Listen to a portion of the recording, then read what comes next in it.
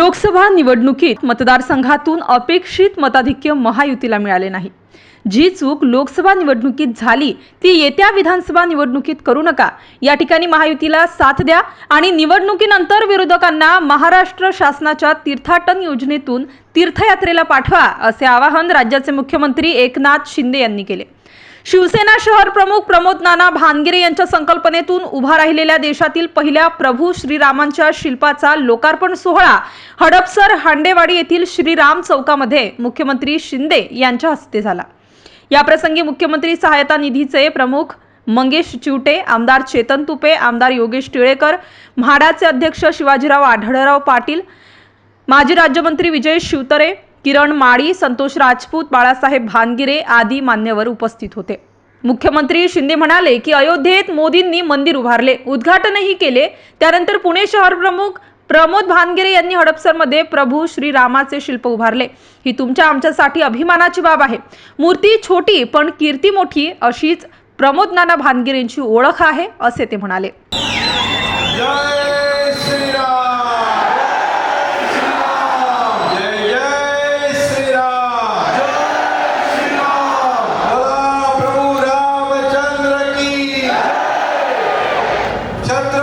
शिवाजी महाराज की जय भवानी।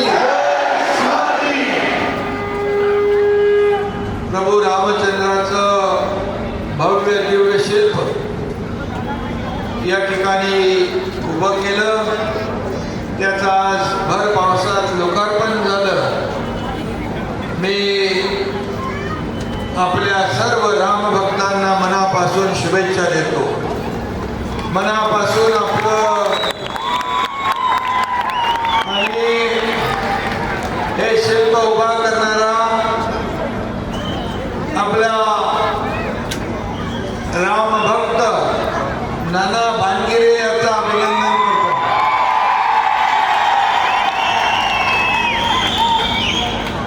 खरं म्हणजे अयोध्येमध्ये प्रभू रामाचं मंदिर व्हावं हे तमाम राम भक्तांची, कोट्यावधी राम भक्तांची इच्छा आणि स्वप्न होतं। हिंदू हृदय सम्राट बाळासाहेब ठाकरे यांचे स्वप्न होतं। बाळासाहेब म्हणायचे, मला एक दिवस प्रधानमंत्री करा, मी अयोध्येत राम मंदिर बांधतो आणि काश्मीर मधलं 370 कलम हटवतो। आणि आदरणीय प्रधानमंत्री नरेंद्र मोदीजी यांनी अयोध्येमध्ये आपल्या सर्वांचं स्वप्न साकार केलं आणि राम मंदिर उभं राहिलं। काही लोक सांगायचे त्यांना वाटलं नव्हतं मंदिर बनेल, टिंगल करायचे, मंदिर वही बनाएंगे तारीख नहीं बताएंगे असं म्हणायचे। पण मंदिर पण झालं, तारीख पण झाली, उद्घाटन पण झालं आणि 370 कलम पण प्रधानमंत्र्यांच्या मार्गदर्शनाखाली केंद्रीय गृहमंत्री अमित शाह साहेबांनी हटवून टाकलं।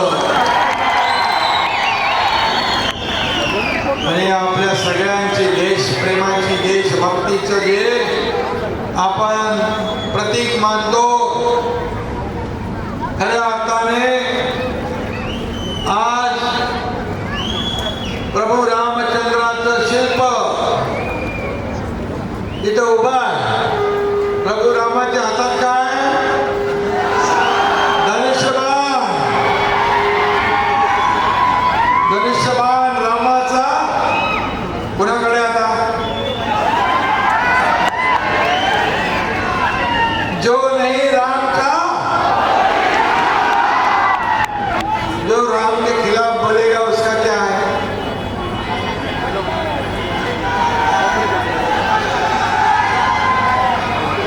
प्रभू रामचंद्र आणि अयोध्या हा आपल्या अस्मितेचा विषय आहे, आपल्या श्रद्धेचा विषय आहे। परंतु काही लोकांनी तो राजकीय विषय केला।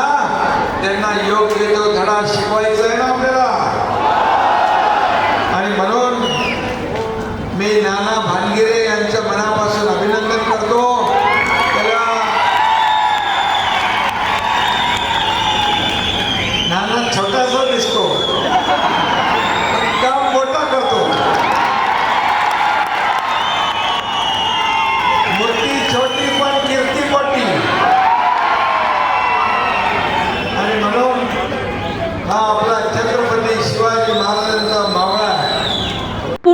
मागील आठवड्यामध्ये पूर आला, त्यावेळी मी नानांना फोन केला। त्यावेळी नाना पूरग्रस्तांना मदत करत होते। पुरामध्ये शाळा बुडाली होती, ती शाळा पुन्हा सुरू करण्यासाठी रात्रीचा दिवस करीत त्यांनी काम केल्याचे गौरव उद्गारही मुख्यमंत्र्यांनी काढले। हडपसर, श्रीराम चौक आणि जेव्हा मध्ये पूर आला, या पुरामध्ये मी नानाला फोन केला आणि दुसरा कोण समजेल आपल्या दुसरा होता ना आपला काय युवासेना नानाला फोन केला। नाना मुंबईकडे निघाला होता। नानाला सांगितलं अरे पूर आलाय।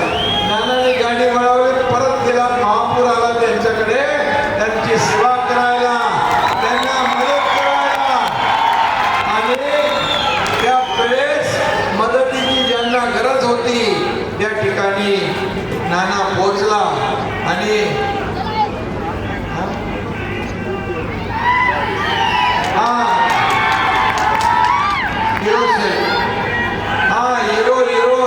शाळा आहे ती तिथल्या आपल्या एका त्या बाई आल्या होत्या तिथल्या, त्यांना डोंगरेबाई, त्यांना तिथं शाळा बुडाली होती। नानाला सांगितलं का परत उभी कर, नानाने उभी केली तिथं मुलांचा प्रश्न। आणि म्हणून नाना छोटे मोठे काम करत नाही, बडे बडे काम करतात। आणि म्हणून मी मनापासून आपल्याला शुभेच्छा देतो।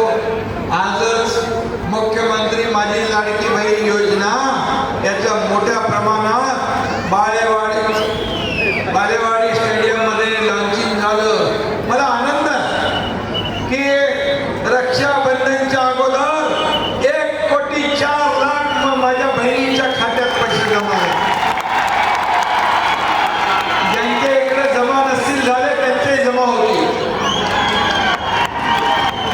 आणि माझे लाडके भाऊ इकडे आहेत। विरोधक म्हणाले लाडक्या बहिणी घेतल्या, लाडक्या भावाचं काय म्हणे, लाडक्या भावाला पण घेणार। आणि लाडक्या भावांना या राज्यात पहिल्यांदा अप्रेंटिसशिप आणि इंटर्नशिप देण्याचा निर्णय आपण घेतला। 6,000, 8,000, 10,000 महिन्याला आपल्या सुशिक्षित बेरोजगार लोकांना मिळणार। आणि आमचे ज्येष्ठ लोक पण दिसतात, ज्येष्ठांना पण वयोश्री योजना आपण केली, त्यांच्या खात्यात पण 3,000 रुपये जातील डायरेक्ट डीबीटी। आणि ज्येष्ठांसाठी देवदर्शन आणि तीर्थदर्शन, मुख्यमंत्री देवदर्शन तीर्थदर्शन योजना पण आपण केली, कारण सर्वसामान्य माणसाला परवडत नाही। मग तेही आपण केलं आणि ते देखील आता सुरू होईल। आणि त्याचा उपयोग नंतर निवडणुकीनंतर विधानसभेच्या विरोधी पक्षाला काम राहणार नाही, पण ते तीर्थदर्शनला तीर्थाटनला पाठवा। नाना बरोबर आहे, पाठवणार ना त्यांना। आता सगळ्यांनी राम भक्तांनी लक्षात ठेवा, लोकसभेसारखं गाफील राहायचं नाही, एकदम जागृत राहा। आणि म्हणून मी आपल्याला मनापासून शुभेच्छा देतो, खूप खूप शुभेच्छा।